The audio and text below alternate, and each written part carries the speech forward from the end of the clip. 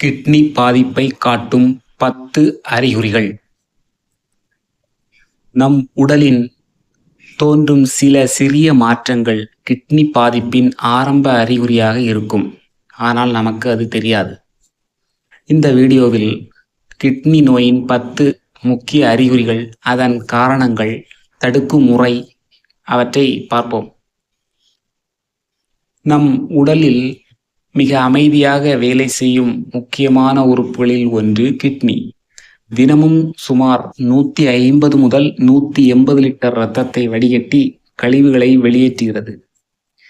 ஆனால் கிட்னி பாதிப்பு ஆரம்ப நிலையில் இருக்கும்போது பெரும்பாலும் எந்த வலியையும் நமக்கு உணர்த்தாது. அதனால்தான் இதை சைலண்ட் கில்லர் என்று சொல்வார்கள்.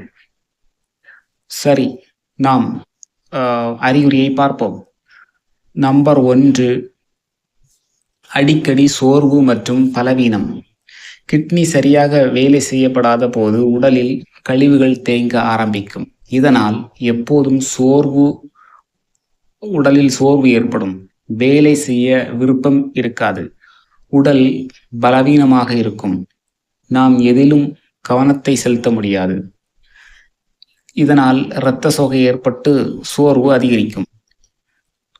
அறிகுறி 2, கால் மற்றும் கை பாதங்களில் வீக்கம் ஏற்படும். கிட்னி அதிகப்படியான உப்பு மற்றும் தண்ணீரை வெளியேற்ற முடியாத போது கை கால் வீக்கம் ஏற்படும், பாதங்கள் வீக்கம் ஏற்படும். சில நேரங்களில் நாம் செருப்பு கூட போட முடியாது, அவ்வளவு இறுக்கமாக இருக்கும். இது ஒரு முக்கிய அறிகுறிதான். அறிகுறி 3, சிறுநீரில் மாற்றங்கள் ஏற்படும். சிறுநீரில் ஏற்படும் மாற்றங்கள் மூலம், அதாவது அடிக்கடி சிறுநீர் கழிக்கிறது, இரவில் பலமுறை எழுந்து சிறுநீர் கழித்தல், சிறுநீர் அளவு மிகவும் குறைவாக வருதல், நிறம் மாறுதல், இவையெல்லாம் கிட்னி கோளாறுக்கான ஒரு அறிகுறிதான். ஒரு சிக்னலாக நாம் எடுத்துக்கொள்ளலாம். அறிகுறி 4, நுரையுடன் சிறுநீர் வெளியேறும். சிலருக்கு சிறுநீர் கழித்த பின்பு அந்த கழித்த சிறுநீர் அனைத்தும் நுரையாக இருக்கும். சிறுநீரில் அதிக நுரை இருந்தால் புரதம் வெளியேறுகிறது, கிட்னி வடிகட்டும் திறன் குறைகிறது என்ற அர்த்தம். ஆகவே அலட்சியமாக இருக்கக்கூடாது. கண்களை சுற்றி வீக்கம், கருவிளையம் தோன்றும். காலை எழுந்தவுடன் கண் இமைகள் வீங்கி இருக்கும். கண்களை சுற்றி ஒரு கருப்பு படலம் தோன்றும். இவையெல்லாம் கூட கிட்னியை பிரச்சனையாகவே இருக்கும். அறிகுறி 6, தோல் அரிப்பு. கிட்னி கழிவுகளை வெளியேற்ற முடியாத போது தோல் அரிப்பு, வறட்சி, எரிச்சல் போன்றவை ஏற்படும். நாம் அதை சில நேரங்களில் அலர்ஜி என்று நினைத்து சாதாரணமாக விட்டு விடுவோம். அது தவறு. அறிகுறி 7, மூச்சு திணறல். கிட்னி செயலிழக்க ஆரம்பித்தால் உடலின் திரவம் அதிகரிக்கும், நுரையீரலில் தண்ணீர் தேங்கி இருக்கும். இதனால் மூச்சு விட முடியாமல் மூச்சு திணறல் ஏற்படும். உணவின் விருப்பம் குறையும், பசி குறையும், பசிக்காது, எந்த உணவையும் சாப்பிட விருப்பம் இருக்காது, எப்போதுமே ஒரு குமட்டலாகவே இருக்கும். உடலின் நச்சுக்கள் அதிகரிப்பதன் விளைவுதான் இந்த அறிகுறிகள். தசைப்பிடிப்பு மற்றும் கால்வலி.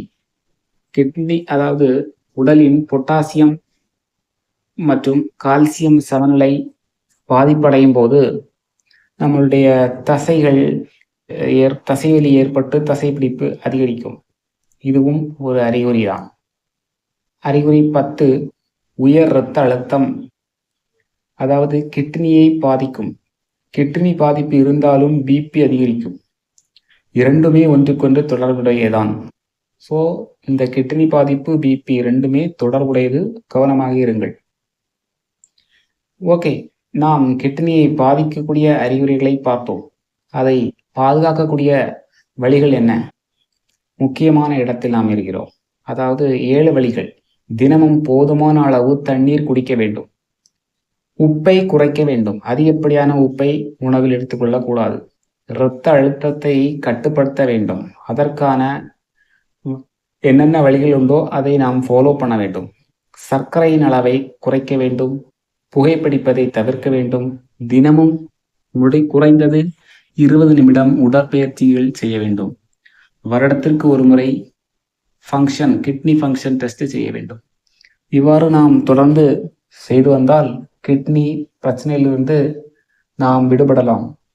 கிட்னி பாதிப்பு ஆரம்பத்தில் எந்த வலியையும் கொடுக்காமல் இருக்கும். ஆனால் உடல் பல சிறிய சீனர்களை நமக்கு தெரிய கொடுக்கும். அடிக்கடி சோர்வு, கால் வீக்கம், சிறுநீரில் மாற்றங்கள், கண்களில் வீக்கம், இவற்றையெல்லாம் நாம் உணர்ந்தால் உடனே மருத்துவரை அணுகி அதற்கான தகுந்த மெடிக்கல் செக்கப்பை செய்து கொள்வது நல்லது. நன்றி நண்பர்களே. மீண்டும் ஒரு நல்ல பதிவில் நாம் சந்திப்போம்.